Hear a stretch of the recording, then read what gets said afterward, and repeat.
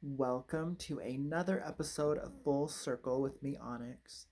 And I've kind of been on a shamanism rant, a kick, spit out some videos on shamanism. But this video is about tarot, and I feel so there is such thing as advanced tarot reading. And we don't really see that on YouTube. We don't really see what an advanced tarot reading looks like.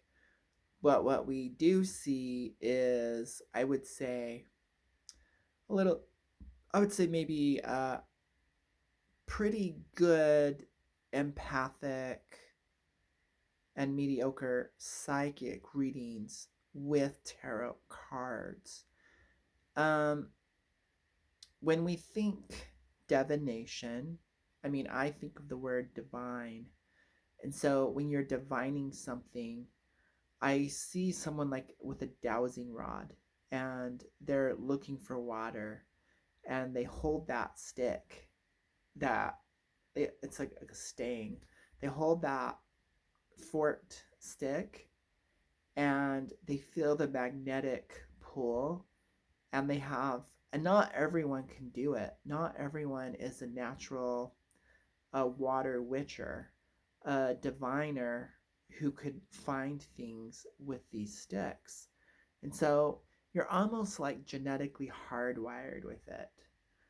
Some people theorize that earth signs have a tendency to be good at water witching, divining with the stick to find wells, oil, with a simple, naturally occurring stick that they must find, and it's either cut or it naturally grows in a two-pronged fork. And I would obviously say naturally growing two-pronged fork is going to work better. So it's a sensitivity to the energies, but it's also a relationship with water and the earth and things like that. Um, Wanting to be grounded. But anyways, what does that have to do with tarot and advanced tarot reading? A lot of people are like intuitive or empathic. They want to explore their psychic abilities and open them up. And tarot is a great tool to focus yourself, to help you. One of the major benefits of tarot, the addition to tarot, is images that are added to the cards, supposedly. It depends upon which history you subscribe to. Um, but images is what our mind works with.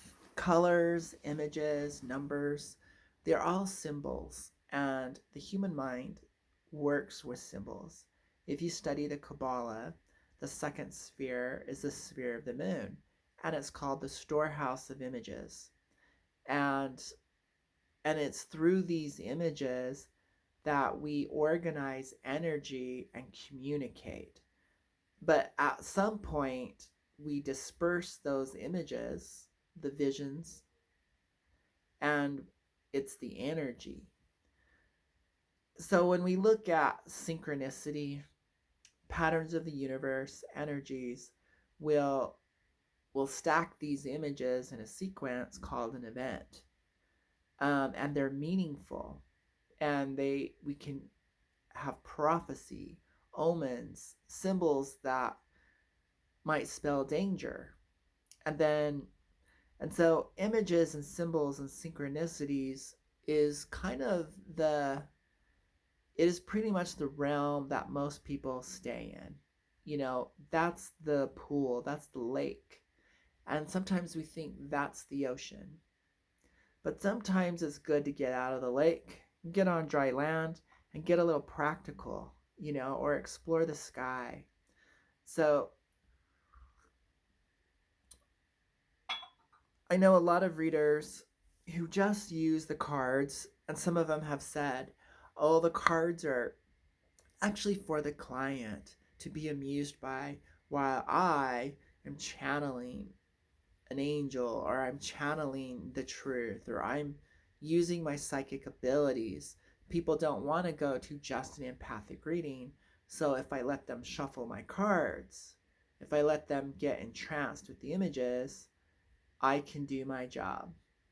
I'm like, okay, but maybe you should advertise as a psychic, you know? And then maybe you might want to also disclaim that to your client, that this is where your real gifts lie. Or, like share a little bit about yourself, your beliefs. You know, uh, your beliefs kind of determine the limits of your ability to read into things, to get information, and or even channel in. There's limits, and we set those limits. But anyways, so I almost think you could become a better tarot card reader without worrying about being an empath or a psychic. If you truly look at the cards with new eyes and you truly use the same techniques that anyone who wants to analyze something would do. You look at it as a whole, you look at it as parts and pieces, you look at relationships, you look at different views and different angles and different perspectives, and you ask questions. And so there is a dialogue going on between you and the cards, the subject and the object. And as a good scientist or observationist, you kind of like put yourself to the side and you just look. And then sometimes patterns just pop out to you. And you being an expert in another area of your life, you could bring those expertise to your card reading, and you might have a revelation based, like if you're a car mechanic, you might be able to see the cards in a mechanical way that helps you relate to it. So it's like we can all relate to God, but we're going to do it in our own way. And it's only going to be authentic to you. But at the end of the day, there has to be substance to what your relationship is. It just can't be hope. It just can't be wishful thinking. It has to ground out eventually into quantifiable facts, not based on story, because you told your client that and they believed you and there was a placebo effect, and law of attraction stuff didn't mean that you were psychic. It meant that you were feeding your client a story, the masses. It was all speculation. With speculation, I'm sure there's at least a 40 to 50% chance you're going to be right. Then we add the hypnotic placebo effect, self-induction, that increases the odds to be 60%, you know? And the reverse is also well. Sometimes you predict or divine something, and then the person goes, oh no, and they self sabotage. We self sabotage ourselves all day. And so when you find out a future event, you might get scared and then self sabotage. A really good example of this self sabotage is once upon a time, like 20 years ago, me and my best friend were playing around with channeling and psychic powers and Reiki and aliens and angels and all that stuff. And we had these really accurate predictions of she was going to meet her mate, this potential soulmate. And during the question and answer session when we were channeling, the answer, I've always believed you had more than one soulmate. And there could be multiple soulmates in your in your state, in your country, in the world at any given time. So anyways, this other person kind of didn't believe that. They believed in maybe one or two at the most, but at least one. So that increased the tension and the odds. But anyways, we found this soulmate, and this person lived in Alaska, and we triangulated coordinates to Bear School Elementary, around that area, and whatever. Anyways, we got in the truck. We drove to Alaska. She was bent on getting with this soulmate. And sure enough, we wandered off somewhere and we ended up at Bear School Elementary in Alaska. And then we decided to go out to eat.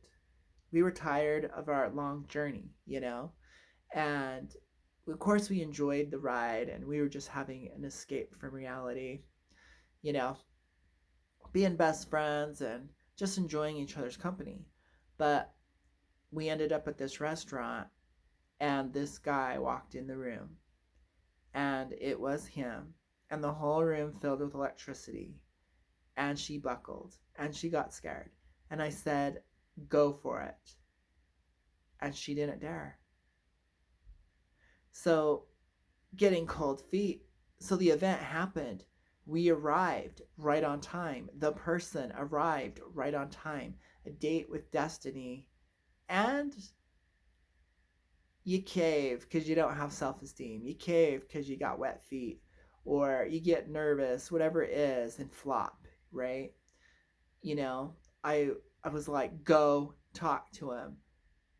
This is your chance. This is your moment. Like, why did we spend all this money? Why did we drive up here if it wasn't for this? Date with destiny, your new future. So, whether we created it, whether maybe it was a so prediction, events, divining into the, having hope for the future, wanting like good things to happen. These are all part of the human experience. Um, and it's fun and exciting and it's entertainment. But in the end, bottom line, is it accurate reading? Do these events happen?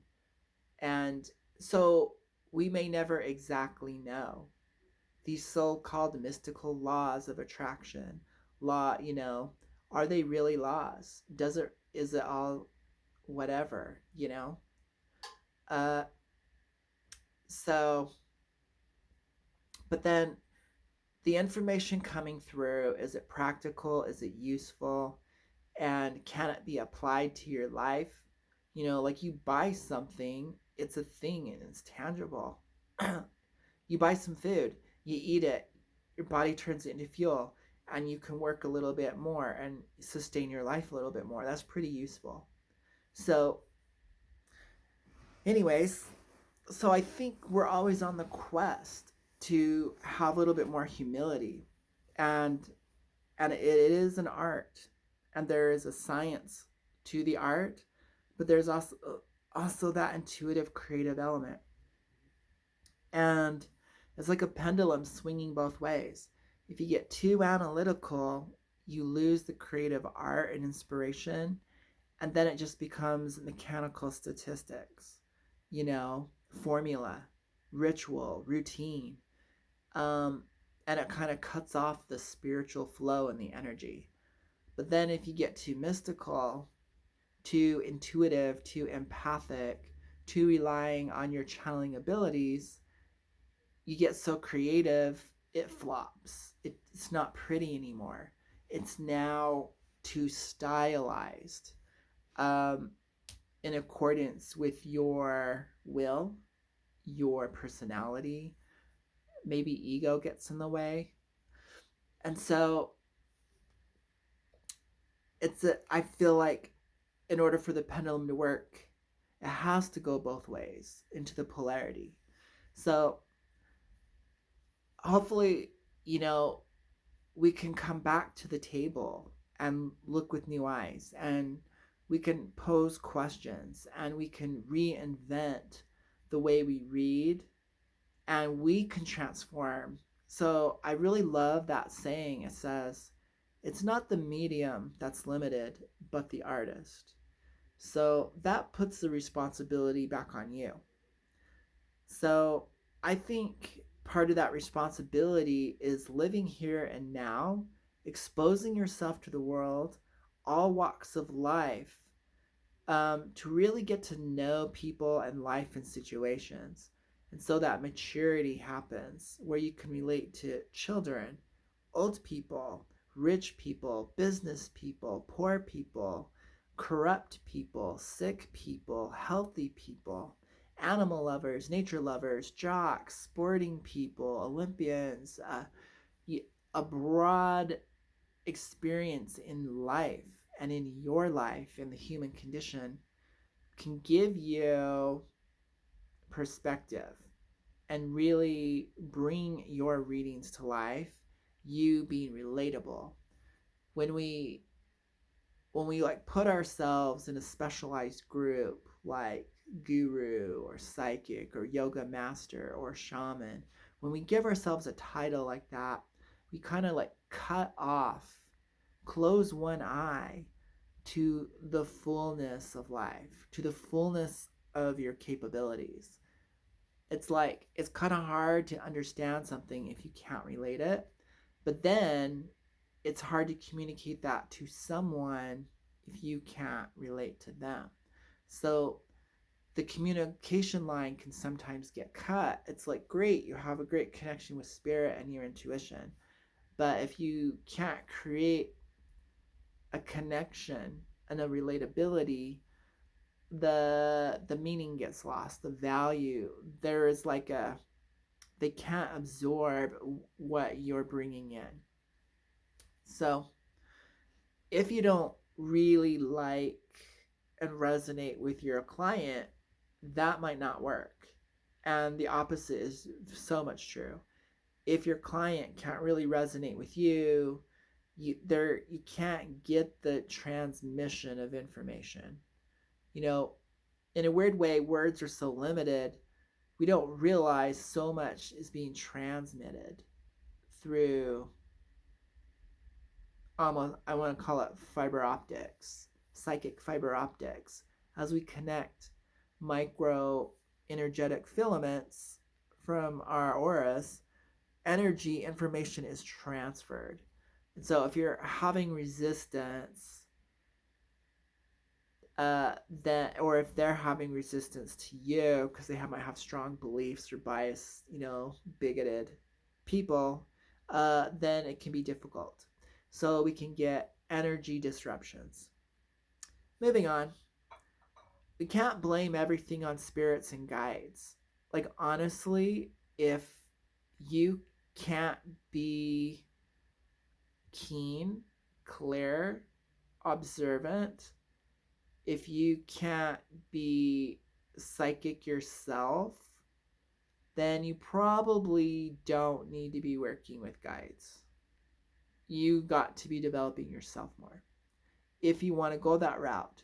And guess what? A majority of people really aren't. So that's when you lean into divination arts. That's why they're there. The tarot exists because not everyone is super psychic. And if you have the power, that's great. Divine all day. You are divine. You have been touched. If you haven't been touched and you know it and you're in the development process, then that's what the cards are really good for, developing your abilities.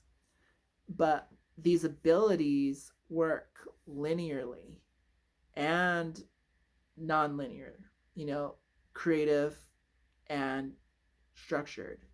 So let's get into some of this structure that I want to talk about. When people are handling the cards and they just flip a card out and then they go, oh, I need clarity, I need a clarifier. The reason why you needed that clarifier is because you didn't have enough cards out on the table. So you should be able to do readings, yes, with 1 card and 2 cards and 3 and 5 is really great. I love working with 5 cards. But when you're really wanting to do a reading, I would suggest 16 cards, 9 to 16 or more. And so it's like sometimes you're not working with enough information. You don't have enough puzzle pieces.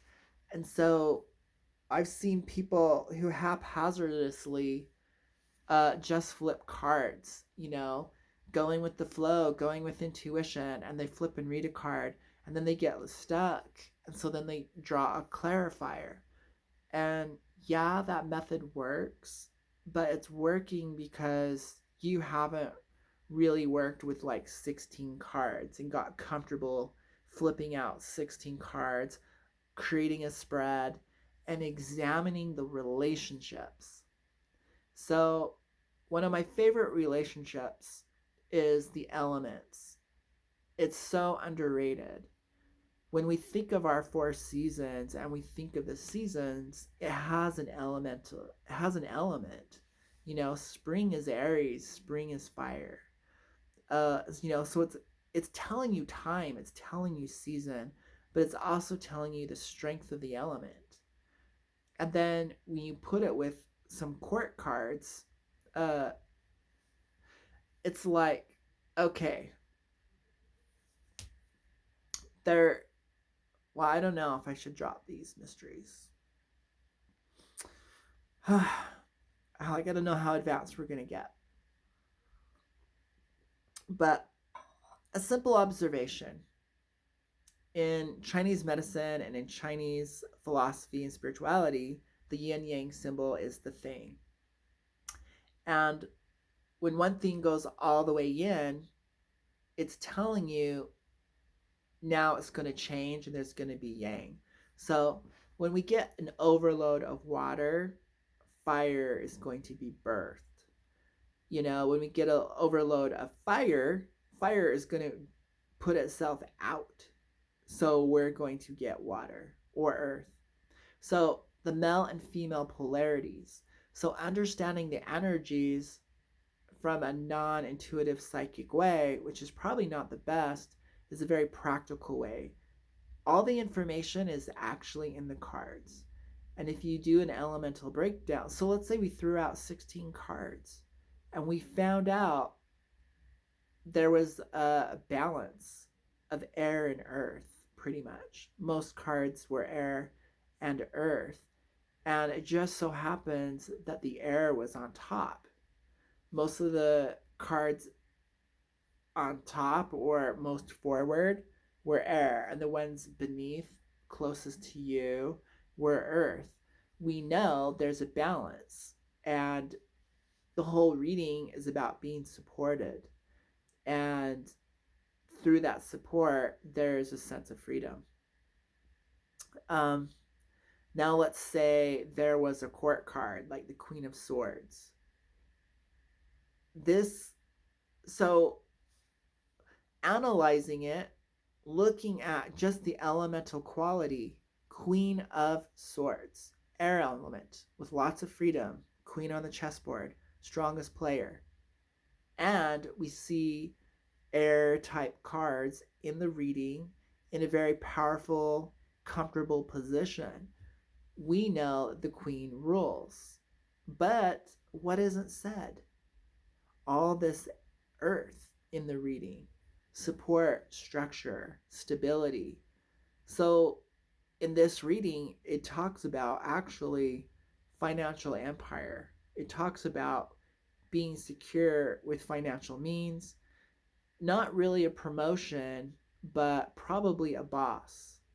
So by looking more at the elements, you can understand the strength of the players on the game of life, the queen. Um, so then you could even speculate uh, that the person in question, look what's not there. There's no fire, there's no passion. So we're looking at someone who's older, middle aged, probably powerful. She's probably a manager or a boss. She's and she's coming to the reading. We notice there's no other players on the board. single, passionless, wealthy, maybe even very sensual, but is missing the excitement of life. Hence, the cards have told you why she's here and what the question is about. And there was no like psychic powers going on.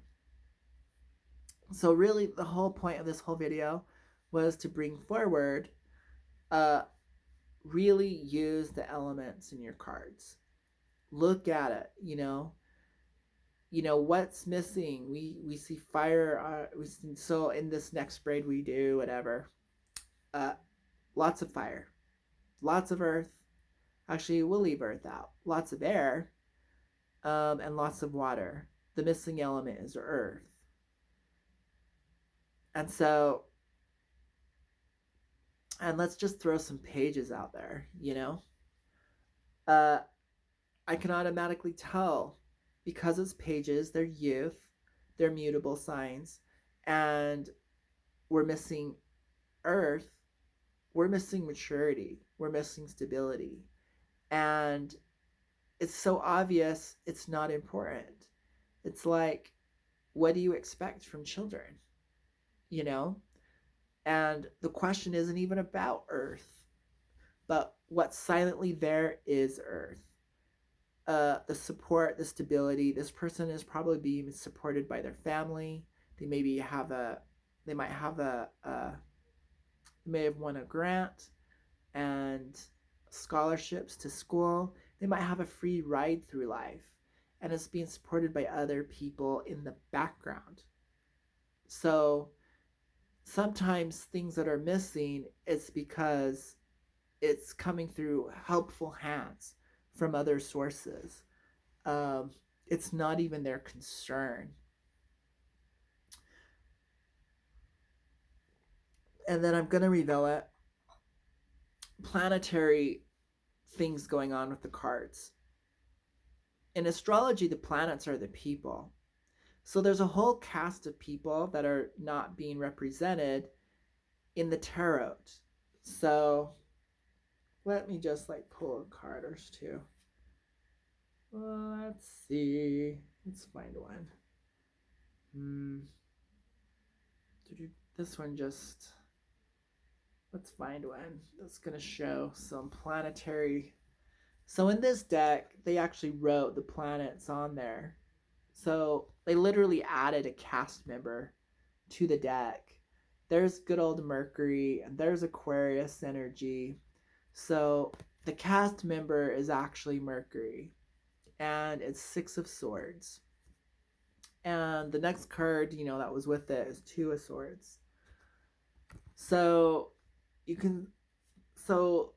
there's a whole bunch of missing players that aren't even the court cards on here. We get the solar disk of the sun. We get the Leo energy here with 10 of Swords.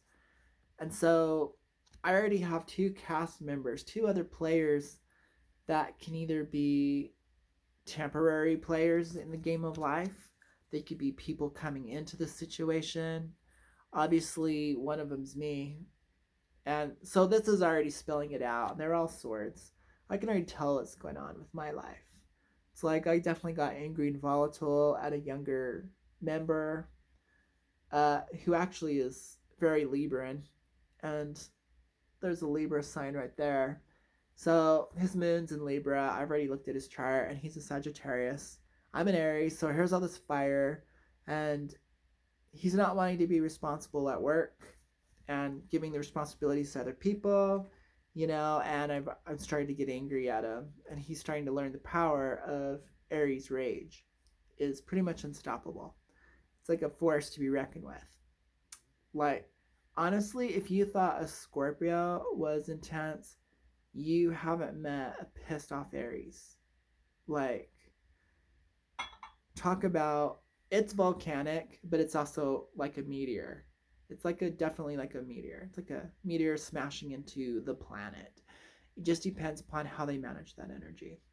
But anyways, that's what this video is about. It's about getting to know your cards so well that you can see them all in your mind. It's like you're familiar enough with your deck. Like if you were just like a game I like to play is like, okay, I don't have my deck. Let me just randomly draw one. Oh, six of swords. Oh, I okay. Or so literally today at work I was like, man, I feel like I'm in a spot where I've cut people out of my life and now I'm just standing still and I'm waiting for the next event. I'd really like a tarot reading. And I automatically, my mind started drawing the cards. I saw like all these weeds, and it looked like a combination of like Seven of Swords and the Death card. And I went, great. My own, I let my own subconscious be the oracle and draw the cards for me. So I've dreamed about my cards.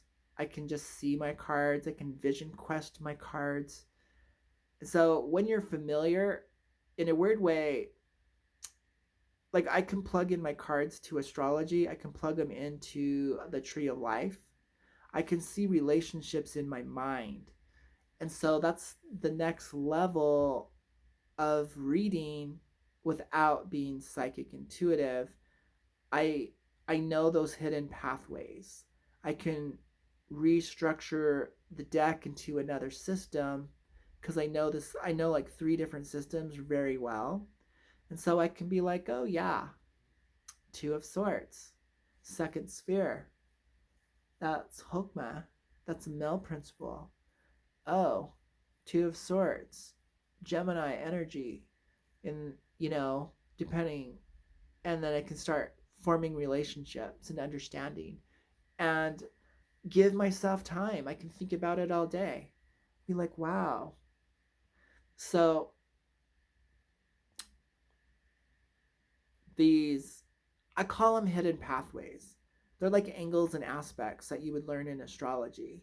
You can apply them to numerology. You can apply them to your spreads, and you can get, and it's just ways of looking at things. Like what is missing? What element is missing? What court card is missing? What number is missing?